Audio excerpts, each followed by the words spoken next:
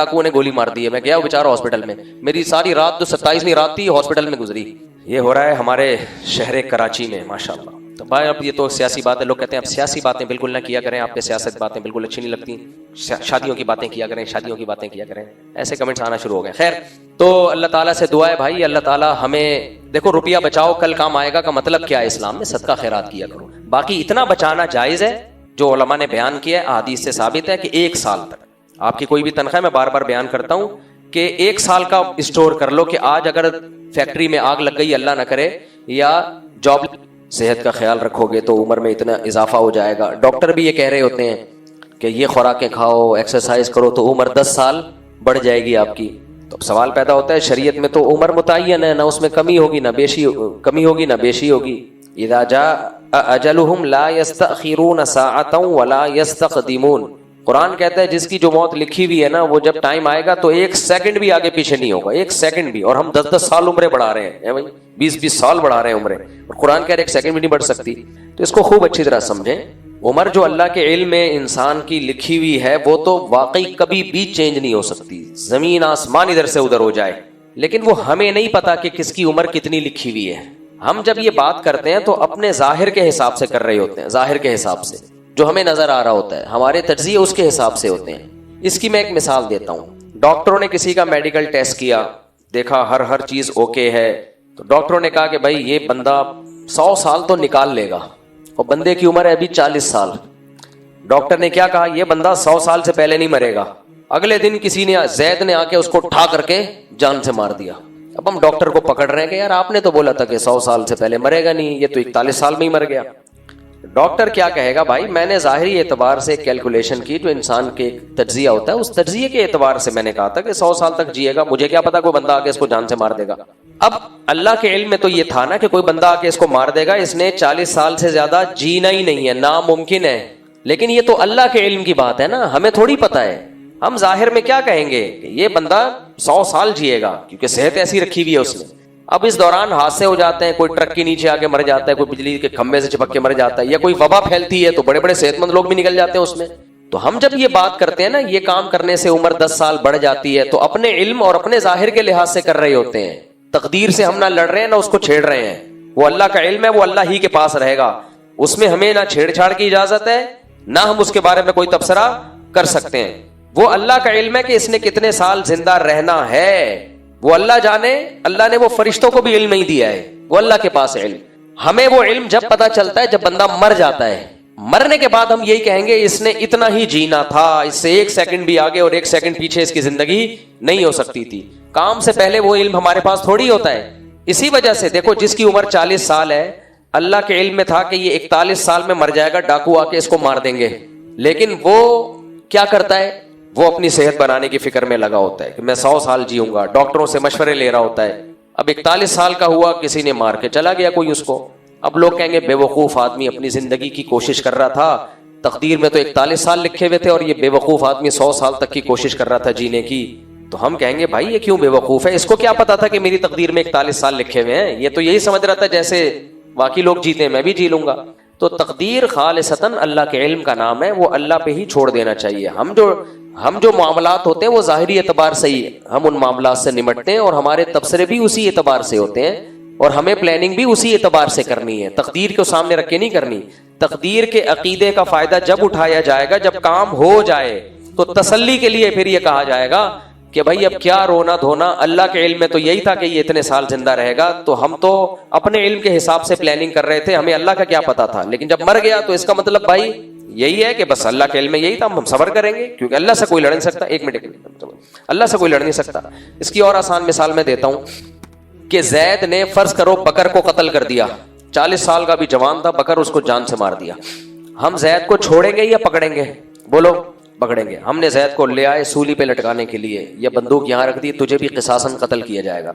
जैद हमें जवाब में कहेगा कि देखो बकर ने 40 साल में मरना था या नहीं मरना था, तुम तो खुद कहते हो मौत 1 सेकंड भी आगे पीछे नहीं हो सकती, तो मैंने तो इसको उसी टाइम पे मारा है जिस टाइम पे इसने मरना था, जो लिखी हुई थी इसकी। तो मैंने कौन सा जुल्म किया इसकी? तो खुद तो तुम लोग कहते हो कि 40 साल यानी जो भी उम्र जिसकी लिखी हुई है वो उससे आगे पीछे नहीं हो सकता, तो मैंने कौन सा काम कर दिया? वो मरना था तो मैंने मार दिया, तो ये तो होना था। आप जवाब में क्या कहोगे? जैद को छोड़ दोगे आप उसे पता है क्या कहोगे? आप बोलोगे ठीक है, ये तो मरने के बाद हमें पता चला कि इसने इतना ही जिंदा रहना था। तुझे किसने पहले बता दिया था कि 40 साल के बाद ये जिंदा नहीं रहेगा? तेरे इल्म में तो यही था कि जवान आदमी अभी मजीद जिंदा रहेगा, और तूने अपने इल्म के मुताबिक काम क्या किया, इससे जिंदगी का हक छीना है। ये तो अल्लाह जाने कि अल्लाह को पता था कि जैद नाम की आदमी आके इसको कत्ल करेगा। ये तो अल्लाह को पता था ना, तुझे थोड़ी पता था। तो तुझे जो क़यामत के दिन सजा मिलेगी और दुनिया में सजा मिलेगी वो तेरी मालूमात के हिसाब से मिलेगी, वो तकदीर के हिसाब से नहीं मिलेगी। और अगर ये दलील उसकी समझ में ना आए तो एक और दलील दे। उससे कहें ठीक है, बकर की किस्मत में लिखा हुआ था कि 40 साल के बाद मर जाएगा, और मारने के बाद पता चला तो हम अब तुझे भी मार देंगे, हम पे भी कोई इल्जाम नहीं है, क्योंकि जब गोली तेरे सर से गुजरेगी तो पता चल जाएगा तूने भी इतनी उम्र में मरना था। तो जिस दलील की बेस पे तूने उसको मारा है उसी दलील पे ढिशियाओ। चलो भाई, आपने जैद को भी उड़ा दिया, अब उसके रिश्तेदार आ रहे हाय हाय हाय हाय हमारा बंदा मार दिया। तो आप कहें कोई नहीं मारा, इतने ही दिन उसकी जिंदगी थी, इससे ज्यादा उसने जीना था ही नहीं। क्या ख्याल है भाई? तो हमने कौन सा गलत काम किया? तभी कुरान कहता है जब ये मुजरिमीन क़यामत के दिन आएंगे और कहेंगे कि ए अल्लाह, हम शिर्क, तो हमारे बाप दादाओं ने शिर्क किया, हमने भी शिर्क किया, तू चाहता तो हमें शिर्क से बचा लेता, जबरदस्ती बचा लेता। तो अल्लाह क्या कहेंगे? हल इंदकुम मिन इल्मिन फतुखरिजूहु लना, क्या तुम्हारे पास पहले से नॉलेज थी कि तुम्हारी किस्मत में शिर्क लिखा हुआ है? ये तो मुझे पता था ना तुम शिर्क करोगे, तुम्हें थोड़ी पता था, तुमने तो अपने इख्तियार से एक जुर्म किया है। तो इसलिए उमर तो अल्लाह के इल्म में ना एक सेकंड भी किसी की मौत का वक्त नहीं टलता, लेकिन वो अल्लाह को पता है, वो मुझे और आपको नहीं पता। तो हमने जाहिरी असबाब इख्तियार करने हैं। एक बात तो ये, दूसरी बात ये कि तकदीर में ये पहले से लिखा हुआ होता है कि ये लोग चश्मे का पानी पिएंगे, 100 साल जिएंगे। अल्लाह के इल्म में तकदीर में लिखा होता है। और ये कराची के नलके खोलेंगे, पहले हवा आएगी, उसके बाद गटर का पानी आएगा, उसके बाद गटर का मिला हुआ पानी आएगा, और ये घूंट भर भर के पिएंगे और 40 भी बमुश्किल क्रॉस कर पाएंगे। तो ये भी तो अल्लाह ने लिखा हुआ होता है, अल्लाह के इल्म में होती है ये बात। जापान के लोगों की उम्रें लंबी हैं। क्यों लंबी हैं? क्योंकि दुनिया को अल्लाह ने असबाब से जोड़ा हुआ है। अल्लाह को पता है पहाड़ी लोग हैं, बॉयल चीजें खाएंगे, तेल वेल कुकिंग ऑयल नहीं खाएंगे। तो ये सब चीजें पहले से अल्लाह के इल्म में थी कि ये लोग नहीं खाएंगे, लिहाजा 100 साल जिएंगे। और ये कमबख्त बर्गर पिज़्ज़े खा खा के धमाकों से फटेंगे। तो अल्लाह ने पहले लिखा हुआ है फरिश्तों को 30 साल से ज्यादा नहीं लिखना। सही है, ये 30 में मरेगा। और ये भी लिखा होता है कराची में रहेगा, कितनी अच्छी सेहत हो, कितने चश्मों का पानी पी ले, बेहतरीन, लेकिन चूंकि यहां की हुकूमत अमन व अमान कायम करने में नाकाम, और ये लोग फिर अमन की कोशिश भी नहीं करेंगे, अपने हुकूक के लिए निकलेंगी भी नहीं, लिहाजा कोई 20 में मरेगा, कोई 25 में मरेगा, कोई कुछ तो पैदा होने से पहले मर जाएंगे। क्यों मरेंगे? प्रेगनेंसी में औरत जाएगी हॉस्पिटल और सड़कों के खड्डे उसके हमल को रास्ते में गिरा देंगे। तो जैसे करतूत होते हैं ना, उस हिसाब से उम्रें अल्लाह ने पहले से हम लोगों की बोलो लिख दी होती है, करतूतों के हिसाब से। जहन्नम भी तो करतूतों के हिसाब से लिखी। तकदीर में सिर्फ ये थोड़ी लिखा है कि ये इतने साल जिएंगे। जन्नत जहन्नम भी पहले से तकदीर में लिखी हुई है। अल्लाह ने लिखा होता है ये कमबख्त का मुझे पता है, ये नालायक बुराइयां करेगा और जहन्नम में जाएगा, और ये अच्छाइयां करेगा और जन्नत में जाएगा। तो तकदीर तो काम के बाद पता चलती है, काम से पहले कुछ पता नहीं चलता। यही आजमाइश है। तो हमने जाहिर को देख के चलना है। और हम जब कहते हैं कि इसकी उम्र 10 साल बढ़ जाएगी अगर ये सेहत का ख्याल करे, तो हम अपने इल्म के लिहाज से बढ़ा रहे होते हैं। अल्लाह के इल्म में तो मुतय्यन होती है, वो चेंज नहीं हो सकती। इसकी मिसाल है, देखो हदीसों में ये भी तो आता है ना कि हर शख्स की उम्र मुतय्यन लिख दी है, लेकिन हदीस में ये भी आता है मन अहब्बा युनसअलहु फी असरिही फल यसिल रहिमहु, जो चाहता है कि उसकी उम्र लंबी हो जाए वो रिश्तेदारी को जोड़े, यानी रिश्तेदारों से अच्छा सलूक करे तो उम्र क्या हो जाएगी? बढ़ जाएगी। अब एक तरफ कुरान कह रहा है उम्र तो बढ़ती नहीं है, दूसरी तरफ हदीस में आ रहा है ये अच्छा काम करो तो उम्र बढ़ जाएगी। तो मतलब यही है कि हमारे लिहाज से उम्र बढ़ जाएगी, अल्लाह के इल्म के लिहाज से उम्र नहीं बढ़ेगी। क्योंकि अल्लाह ने लिखा होता है कि वैसे ये 50 में मरेगा, चूंकि रिश्तेदारों से अच्छा सलूक करेगा तो इसकी उम्र में 60 कर दूंगा। तो पहले से अल्लाह ने कर दी होती है, क्योंकि अल्लाह को पता होता है रिश्तेदारों से अच्छा सलूक करेगा, तो वो रिश्तेदारों से अच्छे सलूक की वजह से 10 नंबर ग्रेवी में मिल रहे होते हैं इसको एज के। नहीं आई समझ में बात? देखो अल्लाह ने इसके बारे में लिखा होता है ये 50 साल में मर जाएगा किसी के बारे में, लेकिन अल्लाह को पता है कि ये मरेगा तो 50 साल में, लेकिन रिश्तेदारों से अच्छा सलूक भी करेगा। तो फरिश्तों से कहा होता है 10 नंबर 10 साल इसके डाल दो अलग से। तो अब जो असल तकदीर है वो 60 साल लिखी हुई होती है उसमें कि 60 में मरेगा। मरना था 50 में, जिस हिसाब से ये पिज़्ज़े बर्गर खा रहा था, मरना किस में था? 50 में, लेकिन एक नेकी कर रहा था, रिश्तेदारों में जोड़ पैदा कर रहा था, तो उस नेकी की वजह से अल्लाह कहेंगे कि ये 60 में मरेगा। अब असल उम्र इसकी 60 है, और हदीस में जो आ रहा है कि अच्छा सलूक करेगा तो उम्र बढ़ जाएगी वो 50 के हिसाब से, कि सेहत के लिहाज से तो 50 में मरना चाहिए था, लेकिन अच्छे सलूक की वजह से 60 में मरेगा। ये समझते हो कि नहीं समझते? तो तकदीर का इल्म अल्लाह का इल्म है भाई, उसमें हमें घुसने की इजाजत नहीं है। वो एक है जो लिखा हुआ है वो हो के रहेगा, लेकिन वो हमें काम होने के बाद पता चलता है। तो काम होने के बाद फिर ये तबसरे किए जाएंगे, भाई मरहूम की लिखी हुई थी, इतने में मरना था, रोने धोने से क्या बड़े से बड़े जराइम करवाती है, बड़े से बड़े जराइम। कोई दलील नहीं है। जो लड़का है वो चाहे जहां भी जाओ लड़का ही पैदा होगा, लड़की ने पैदा होना है तो जिस हॉस्पिटल में जाओगे लड़की ही पैदा होगी। और इतनी नफरत क्यों है लड़की के पैदा होने से? तुम्हें शर्म नहीं आती यार? तुम भी तो किसी औरत की औलाद हो। उधर जाओ लड़का हो जाएगा तो उधर नहीं जाओ लड़की ना हो जाए यार, लड़कियां 100 लड़कियां हो जाए, क्या है इसमें? हिंदू बन जाओ, मेरा ख्याल है। मुझे ऐसे मुसलमानों पे बड़ा गुस्सा आता है, कमबख्तों सारे काम तुम हिंदुओं वाले कर रहे हो, गैर मुस्लिम वाले कर रहे हो।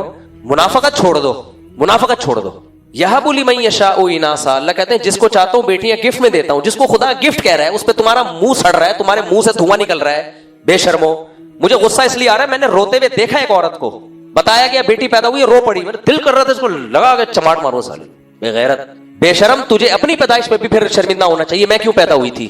तो ये गैर मुस्लिमों का काम है। जब आखिरत का इनकार होगा ना तो बड़े से बड़ा जुर्म भी इंसान के लिए हलाल हो जाएगा। ये सारे आखिरत के मुनकिर लोग हैं, बेईमान लोग हैं जो खुदा पर ईमान नहीं रखते। सब उन बेईमानों का काम है। ये नस्ल रोकना भी बेईमानों का काम है कि खाना ले मेरे पैसे, ये अपनी औलाद को रोक रहा है। देखो अगर रोक रहा है, सेहत का इशू है, तुमसे संभल नहीं रहे बच्चे, रोक लो।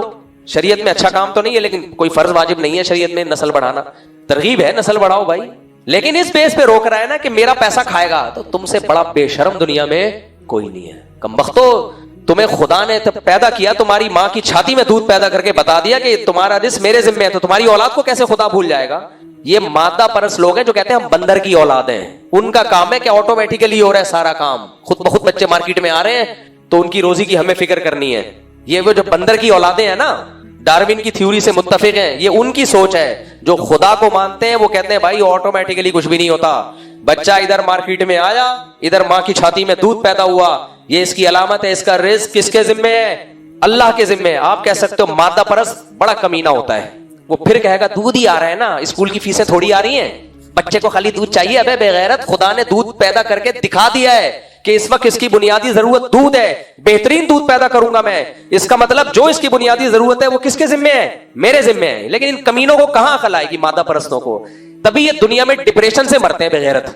मौलवी डिप्रेशन लेस होता है, मैंने देखा है, मैंने खुश सिर्फ मौलवियों को देखा है, सिर्फ मौलवियों को मैंने खुश देखा है। सही है। कभी आओ तुम भी, कभी मौलवी बनो, देखो लाइफ एंजॉय करोगे।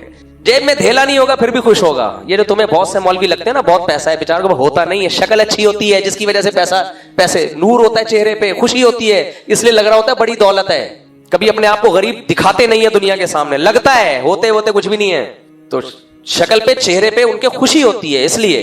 और ये मादा परस्त होते हैं, इतनी हजार गज के बगले कमबख्तों के। बच्चा पैदा नहीं हो रहा कि जायदाद में शरीक हो जाएगा, खिलाएंगे कहां से? कमबख्त, तू सरिया देख तूने इसमें कितना डाला इस घर में। जितने का तेरा बैतुल खला है ना गरीब आदमी का, तो घर भी इतने का नहीं होता। और 2 बच्चे, एक्चुअली वो बच्चों को एक्चुअली पालना बड़ा मुश्किल है आजकल, इकोनॉमिकली बड़े इश्यूज हैं, इकोनॉमिकली टॉपिक ड्रामा रख के चमाड़ मारो। तो मैं कहता हूं इन पर दुनिया में फिटकार है। हजार गज के कमबख्तों तुम्हारे बंगले हैं, उसमें रहने के लिए बंदा ही नहीं है, ना तुम्हारी बहू है, ना तुम्हारे दामाद है, ना तुम्हारे पोते हैं, ना तुम्हारे नवासे हैं। कुत्ता लेके घूम रहे हो तुम, ये कुत्तापन है या नहीं है? तो अल्लाह का शुक्र है, अल्लाह ने हमें मौलवी बना दिया भाई, हम तो बड़े खुश हैं। सीधी जब मैं आ रहा था बड़ा डर रहा था, पता नहीं मौलवी बन के क्या हो जाएगा। तो जब आया तो हमने कहा भाई यही जिंदगी है भाई, असल तो यही। आप मौलवी ना बनो, इंसान के बच्चे तो बन जाओ यार, मुसलमान तो बनो। तो या तो अल्लाह का इंकार कर दो, डार्विन की थ्योरी पे आ जाओ, हम सब बंदर की पैदावार है, खुदा बुदा कुछ भी नहीं है, माज़अल्लाह सब ऑटोमेटिकली चल रहा है। और अगर खुदा को मानते हो तो यार खुदा कह रहा है मैं तुम्हें बेटी दे रहा हूं तो गिफ्ट है, गिफ्ट पे कोई कमबख्त रो रहा है तो चमाट बनता है कि नहीं बनता? आपको कोई सोने की अंगूठी लाके गिफ्ट करे, आप रो रहे हो, आप बोले यार तू इलाज करा अपना। और देने वाला गैरतमंद हो, है देने वाला क्या हो? गैरतमंद। गैरतमंद आदमी अपने गिफ्ट की बेकदरी बर्दाश्त करेगा? बोलो मैं आपको गिफ्ट दूं सोने की अंगूठी, आप रो रहे हो हाय हाय हाय क्या दे दिया क्या दे दिया, मेरी तो बड़ी गैरत आएगी भाई, यार हमारे गिफ्ट का तू मजाक उड़ा रहा है यार। तो गिफ्ट दे रहा है खुदा और तू कह रहा है ये क्या हो गया? रोक रहे हैं। 3 बेटियां हो गई, मुफ्ती साहब मैं बच्चा रुकवा लूं, बेटी ना हो जाए, 24 आ रहे होते मेरे पास, मैं बड़ा जब्त करके कहता हूँ कि बच्चा नहीं रोक सकते तुम। कह रहे हैं भाई वो IVF के जरिए जेंडर सेलेक्ट कर ले लड़का। मैंने कहा भाई अल्लाह को पे छोड़ो यार, क्यों लड़का लड़की की फिक्र में लग गए हो? जो दे दे कबूल कर लो। खुदा ने अजाब बनाना होगा ना, लड़कों को तुम्हारे लिए अजाब बनाएगा, जूते लगाएंगे तुम्हारे सर पे। मैंने देखा है मन्नतें मान मान के बेटे पैदा हुए, उन शराब पी रहे हैं, डाकू बने हुए हैं, चोर बने हुए हैं, माँ बाप दुआएं कर रहे हैं, अल्लाह करे ये मर जाए किसी तरीके से। तो जब खुदा के गिफ्ट का मजाक उड़ाओगे ना तो गजब किसको आएगा? अल्लाह कुरान में कह रहा है कि जिसको चाहता हूं बेटियां, यह हिबा, हिबा अरबी में गिफ्ट को कहते हैं, गिफ्ट देता हूं।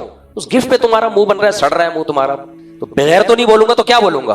बेशरम, बड़ी बेशर्मी की बात है। ये पूछा भी नहीं करो मुझसे ना ये मसला, 3 बेटियां पैदा हो गई तो नस्ल रोक लूं। वैसे ही रोक ले भाई, तेरे को नहीं चाहिए बच्चे, किस शरीयत में बच्चे पैदा करना फर्ज नहीं है, ये ज़हन में रखो। मैं शरीयत का मसला नहीं चेंज कर सकता, आपकी मर्जी, आप एक बच्चा भी ना पैदा करो, अपना बुढ़ापे में कुत्ते रखो, आपको जो आपको दुनिया में ही सजा मिल जाएगी इसकी। कुत्ते लेके घूमोगे, ना तुम्हारी बहुएं होंगी, ना दामाद होंगे, ना कुछ भी नहीं होगा, कुत्ता होगा तुम्हारे पास। अंग्रेजों के पास यही है, बुढ़ी औरत के पास एक कुत्ता होता है, बुढ़े के पास एक कुत्ता होता है। एंजॉय कर रहे हैं लाइफ को। ये कुत्तापन है या नहीं है? कुत्तापन है यार, और इससे बड़ा क्या कुत्तापन होगा? कुत्ता मर जाए तो रो रहे हैं, कुत्ते को हॉस्पिटल में लेके जा रहे हैं। अबे नाने के लेके जाओ, दादा को लेके जाओ, दुआएं लो। कुत्ता दुआएं भी नहीं देता, बहु बहु करता है। कुत्ता रखो, वफादार जानवर है, हिफाजत के लिए जानवर है, इंसान नहीं है वो।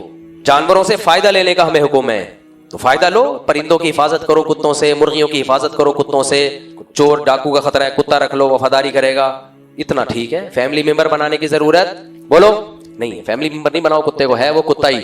और ये कुत्ते को फैमिली मेंबर वो बनाते हैं जिनके पास इंसान पालने के लिए नहीं होते। समझ रहे हो? इंसानों से वफा नहीं मिलती उनको, है ही नहीं, पैदा ही नहीं किए ना, तो वफा कहां से मिलेगी?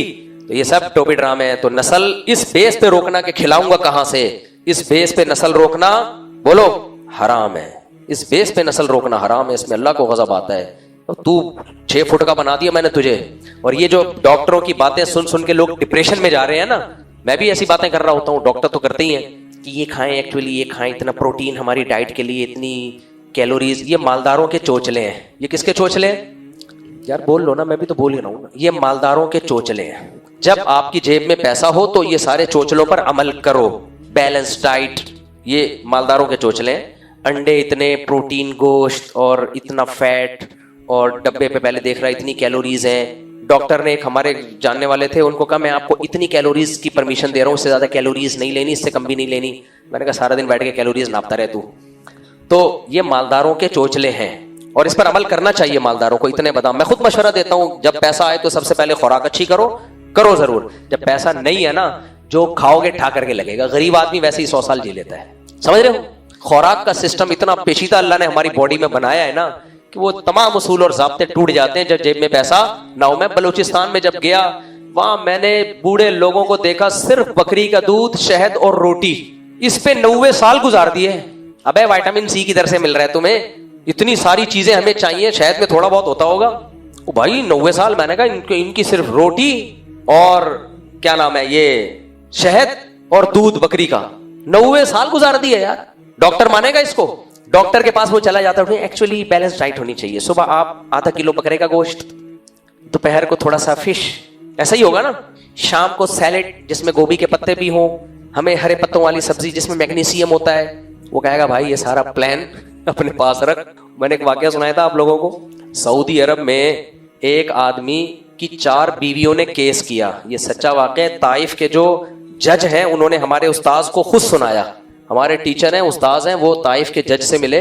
सऊदी अरब में एक शहर है ना ताइफ, उनके जज से कहा कि आपकी जिंदगी में कोई अनोखा वाकया आया हो तो आप बताएं। तो उन्होंने कहा मेरी जिंदगी में सबसे अनोखा वाकया, 4 जवान औरतों ने केस किया अपने शौहर के खिलाफ। 4 बीवियां थी एक बंदे की, कि हमारा शौहर ने हमें तंग करके रखा हुआ है। तंग करने का मतलब समझते हो? वो वाला मतलब, किसी दिन नागा ही नहीं करता, दिमाग खाया हुआ है हमारा। तो कहते हैं, मैंने कहा यार बड़ा कोई पहलवान टार्जन है यार, डाइट प्लान बनाया हुआ डॉक्टरों ने लिख के दिया, इतने प्रोटीन है और ये, फिर उसके बाद फिर ये वर्कआउट करना है, फिर ये करें, ये सब। मैं खुद इन चीजों का कायल हूं, लेकिन जब जेब में पैसे हो, सही है, नहीं है तो जो खा रहे हो ना अल्लाह उसी को ठा करके लगा देगा। हाँ ये गंद बला ना खाओ जो बर्गर पिज़्ज़े वीज़े, गरीब तो ये खाता भी नहीं है, गरीब के पास पैसे ही नहीं होते बर्गर खाने के। तो जज साहब ने बताया कि मैंने सोचा यार बहुत कोई टार्जन आदमी है, 4 बीवियों को तंग करके रखा हुआ है उसने यार।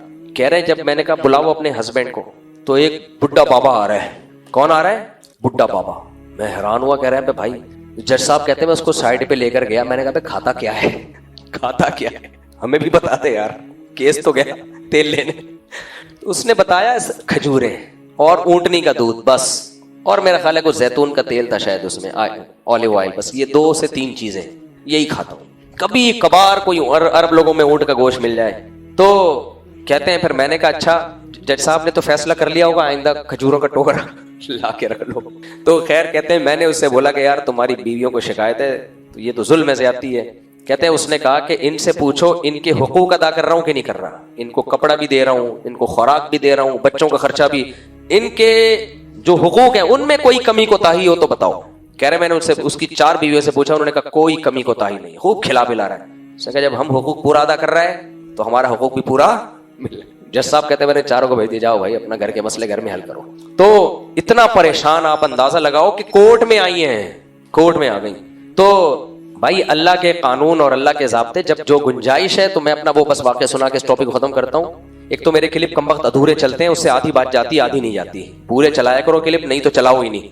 हमारे हजरत मुफ्ती रशीद अहमद साहब रहमहुल्लाह ताला की अहलिया बीमार रहती थी, हजरत डॉक्टर के पास लेकर गए। हजरत की आमदन बहुत थोड़ी थी उस वक्त, शुरू की बात है। हजरत फरमाते हैं डॉक्टर ने बोला कि भाई इनको फल फ्रूट खिलाएं, ज्यादा से ज्यादा विटामिन की कमी है इनके अंदर, फल फ्रूट खिलाएं। हजरत फरमाते हैं मैंने डॉक्टर को कुछ नहीं कहा, असल बात ये थी कि मेरे पास फल के पैसे ही नहीं थे, मेरी तो मदरसे में तनख्वाह इतनी थोड़ी मिलती थी तो मैं कहां से खिलाता, खुद भी नहीं खाते थे, घर वालों को भी कहा कि नहीं खिला सकता।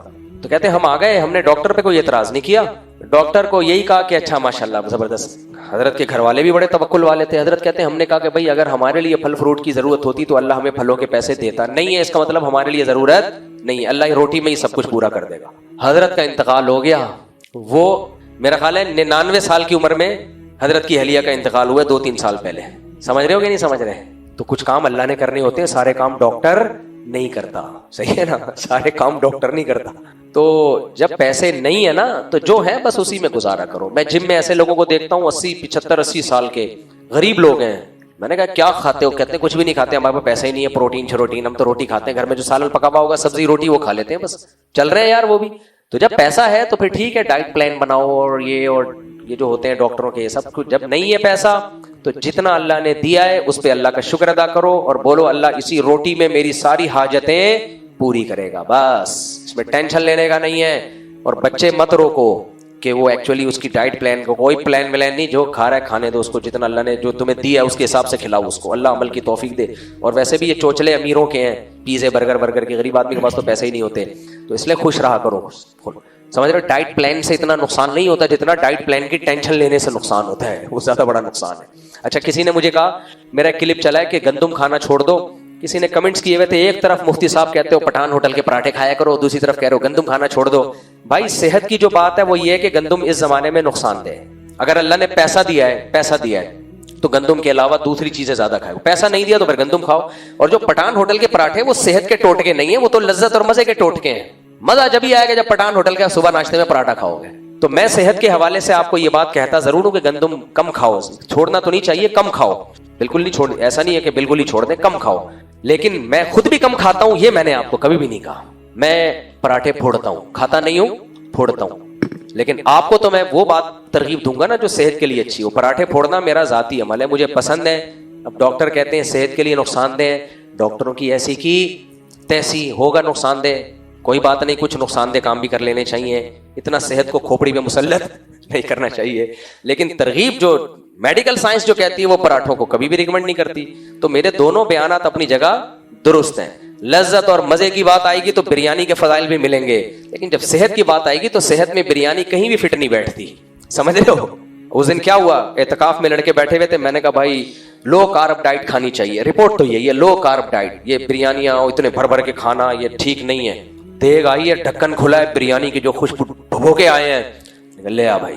वो लड़के कह रहे हैं अभी तो आप कह रहे थे, मैंने कहा कहने पर गवर्नमेंट की तरफ से कोई पाबंदी नहीं है, बातें हमेशा अच्छी करनी चाहिए। इतनी जबरदस्त देख खुली है, ढक्कन खुशबू, छोड़ दो यार। वजह उसकी है कि ये थोड़ी कि खाता ही मर जाएगा, या पराठा खाया और लेट गया, ऐसा थोड़ी होता है भाई। जब लेटने लगेंगे तो फिर छोड़ देंगे, क्या ख्याल है? या टेस्ट करा लेंगे, कोलेस्ट्रॉल बढ़ रहा है तो एहतियात कर लेंगे। तो मैंने कहा अभी तक तो सब रिपोर्टें अल्लाह का शुक्र है क्लियर आ रही है, तो फोड़ते रहो, जब क्लियर आना खत्म हो जाएगी तो थोड़ा सा, तो क्यों जिंदगी के मजे बर्बाद करें यार। तो बात अलग चीज होती है, प्रैक्टिकल लाइफ में जब आदमी जाता है तो जाना तो हमारे लिए काबिल एहतराम है।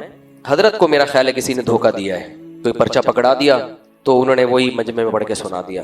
ऐसा कोई एग्रीमेंट है नहीं। सब कल मेरा इंशाल्लाह निकाह और अगर होगा बिलफर्ज तो लाया जाए हमारे सामने, फिर हम देखेंगे उस एग्रीमेंट में लिखा क्या है। सिर्फ एग्रीमेंट होना गलत बात नहीं है, एग्रीमेंट अगर सही चीजों पर है, मिसाल के तौर पर एग्रीमेंट में ये कि रियासत के खिलाफ बयान नहीं होगा, रियासत से मुराद पाकिस्तान, कोई सियासी लीडर नहीं, पाकिस्तान, तो ये तो बिल्कुल ठीक है एग्रीमेंट है। मस्जिद मेंबर से तो मुल्क की हिफाजत की बात होनी चाहिए, मुल्क की तबाही की बात नहीं होनी चाहिए। तो अगर इस तरह का एग्रीमेंट है फिर तो लेकिन कोई सबूत के साथ, कोई सच्ची मुच्ची का, मैंने जितने आइमा हैं उनसे जो हमारे राब्ते हैं वो कह रहे हैं तो कोई एग्रीमेंट नहीं। अच्छा, केपीके में जिन इमामों को तनख्वाहें मिल रही हैं, इमरान खान के दौर में जो मिलना शुरू हुई, वो कह रहे हैं कि हम तो इमरान खान मुखालिफ पार्टियों के जलसों में भी जा रहे हैं, फिर भी हमें मिल रहा है। यानी उन केपीके के इमामों में कोई मुस्लिम लीग का है, कोई जेयूआई का है, फिर भी मिल रही है। तो ना मेरे भाई पीटीआई ने इमामों को तनख्वाहें देके खरीदा है, ना मुस्लिम लीग इमामों को तनख्वाहें देके खरीद रही है। ज्यादा से ज्यादा इल्जाम ये लगाया जा सकता है कि मुस्लिम लीगी जो ये काम कर रहे हैं, ये शायद इसलिए कर रहे हो कि अपना वोट बैंक बढ़ाया जाए, इसका इम्कान है। तो ये तो हर सियासी लीडर करता है ये काम। जमहूरी तर्ज हुकूमत में तो अवाम को फायदा ही इसलिए पहुंचाया जाता है ताकि हमारा वोट बैंक बढ़े।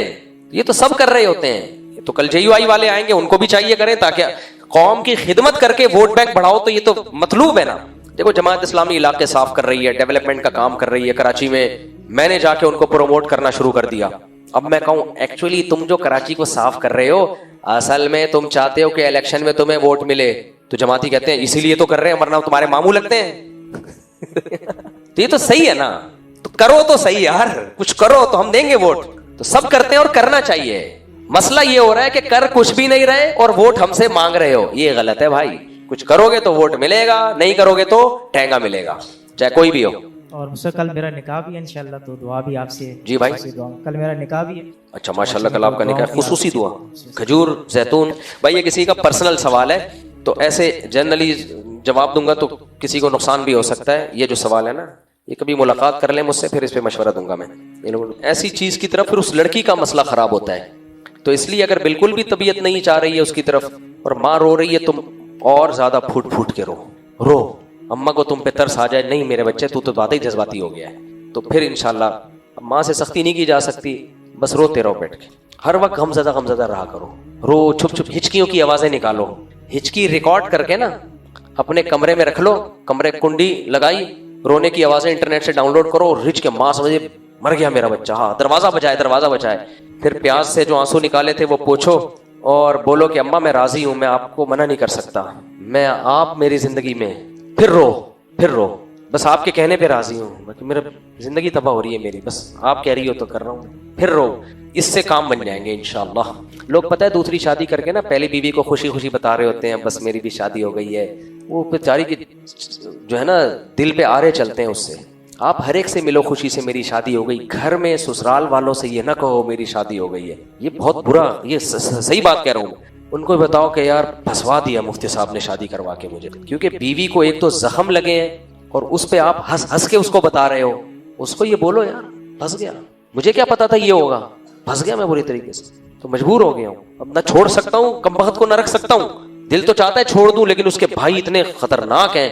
ऐसा बनाओ कि बीवी खुद कहे नहीं छोड़ना नहीं, प्लीज छोड़ना नहीं, मैं मर जाऊंगी अगर छोड़ा तुमने उसको ये शो करो मैंने अगर उसको छोड़ा, मैं चाहता हूं छोड़ दूं लेकिन छोड़ा तो तुम बेवा हो जाओगी, अब तुम्हारे पास ऑप्शन है, साले मार देंगे मुझे जान से। तो इसमें सियासत से काम लेना पड़ता है। ऐसे बेवकूफ लोग शादियां कर रहे हैं, शादी करते हैं जाके खुशी खुशी बता रहे होते हैं सालों को, यार कर ली हमने भी, इस सुन्नत काम किया है, कोई हराम काम नहीं किया। भाई उसको दलाइल मत दो, उसको जज्बात के काम हो गया है बस, अब क्या करें हो गया है। इस तरह करके मैंने भी यही किया था जब मेरी, अब तो पुरानी बात हो गई, अब घर वालों को कोई मसला नहीं होगा इंशाल्लाह। मेरी जब दूसरी शादी की है तो मैं रोया भी था घर वालों को, मैंने कहा फंस गया हूँ, बुरे तरीके से फंस गया हूँ, कहीं का नहीं रहा, ना मैं इधर का रहा मैं तो वो होता है, थोड़ा सा ये करना पड़ता है और ये जायज है। ये क्या है? जायज है। नबी सल्लल्लाहु अलैहि वसल्लम ने फरमाया कि बीवी को खुश करने के लिए झूठ बोलना भी जायज है। वो वाला झूठ नहीं जो आप लोग बोल रहे होते हैं, ये वाला झूठ तो उसकी मसलहत में है ना, फंस गए यार क्या करें, ऐसा किया करो। मेरा बेटा नमाज घर में पढ़ता है, इसको मैं ज्यादा मस्जिद का नहीं बोलती, डर लगता है कहीं जो नमाज घर में पढ़ता है कभी वो भी ना छोड़ दे, समझ नहीं आता क्या करूं। भाई मस्जिद में भेजें उसको। बास खवातीनें डर रही होती है मस्जिद में इतना सा बच्चा है, लड़के भी होंगे, भाई उसको हिफाजत करो उसकी, लेकिन लड़कों में भेजो तो सही, उसको छुई मुई बन जाएगा, लेडीज बन जाएगा बिल्कुल, वो लड़का लड़कों में रहेगा तो इंसान का बच्चा लड़का बनेगा, कॉन्फिडेंस पैदा होगा। लड़कों में खेले, गुल्ली डंडा भी खेले, हमको पता नहीं क्या क्या बचपन में खेले, हॉकी खेले, कीचड़ उठा उठा के मारे एक दूसरे को हमने। अब्बा हमारी निगरानी भी करते थे, बिगड़ तो नहीं रहा कि चर्सियों में तो नहीं बैठ रहा, पिटे भी है, पीटा भी है, लड़ाइयां भी हुई हैं, मुक्के भी मारे हैं लड़ाइयों में, मार भी खाई है, मारा भी है, सब कुछ बचपन में ये सब चीजें चलती हैं तो बच्चे की सही तरबियत होती है, वो मर्द बनता है। और अगर बच्चे को छुई मुई नहला धुला के इस्तिंजा करा के हर वक्त खुशबू में उसको साफ सुथरे कपड़े पहना के वो बना के डमी बना के बिठा दिया आपने उसको, उधर नहीं जाना, उधर नहीं जाना, उधर नहीं जाना, ये ना हो जाए, वो ना हो जाए, तो ठीक है, बिगड़ेगा नहीं, ये तो गारंटी है, बहुत शरीफ बनेगा, लेकिन वो आदमी नहीं रहेगा, उसमें कॉन्फिडेंस लेवल जीरो हो जाएगा। दो आदमियों के सामने बैठ के बात करने की ताकत नहीं होगी, डिबेट की पावर नहीं होगी, आंखों में आंखें डाल के किसी को जवाब नहीं दे पाएगा। कुछ मुआशरे में कोई ऐसा काम का आदमी नहीं, हत्ता के बीवी भी नहीं पाल सकता वो। जब उसकी शादी हो जाएगी तो बेगम बोलेगी ये चाहिए, बोलेगा अम्मी से पूछ के बताऊंगा मैं। बेगम बोलेगी हनीमून मनाने कहीं चलते हैं, अंडा बोड़ी ले जा यार कहीं चाय पिलाने के लिए, स्विट्जरलैंड तो नहीं लेके जा रहा। अम्मी मैं अंडा बोरे जा रहा हूं, बेगम को भी लेके जा रहा हूं, इजाजत है? अम्मी बोलेंगे नहीं, तेरा बाप तो मुझे कहीं नाला स्टाफ नहीं लेकर गया, तू अंडा बोरा लेके जा रहा है। फिर बेगम को बोलेगा देखो अम्मी नहीं मान रही, देखो मेरी माँ, सही है ना। तो मर्द को अल्लाह ने औरत को मर्द के हवाले क्यों किया है? मर्द क्या होता है? मर्द होता है, वो बहन का तहफ्फुज भी कर सकता है, बीवी का भी कर सकता है, माँ का भी कर सकता है। अगर वो औरतों में ही पले बढ़ेगा ना तो वो भी लेडीज बन जाएगा, खुद उसके तहफ्फुज की जरूरत होगी, खुद इसकी जरूरत होगी कि इसको कोई पाले, इसको कोई संभाले। हम तो भाई बाहर जब पिट के आते थे ना, लड़कों से मार फड्डे होते थे, पिट के आते थे, घर में शिकायत लगाने की भी इजाजत नहीं थी। अम्मा को शिकायत लगाता था ना मैं अपनी वालदा को, वालदा कहती कौन है, किसने मारा है मेरे बच्चे को। लेकिन बड़े भाई को जब पता चलता था तो बड़ा भाई ये नहीं कहता था किसने हाथ उठाए मेरे भाई पे, बल्कि वो मुझे ही उल्टे डांटते थे, बोले या तो पिटा नहीं करो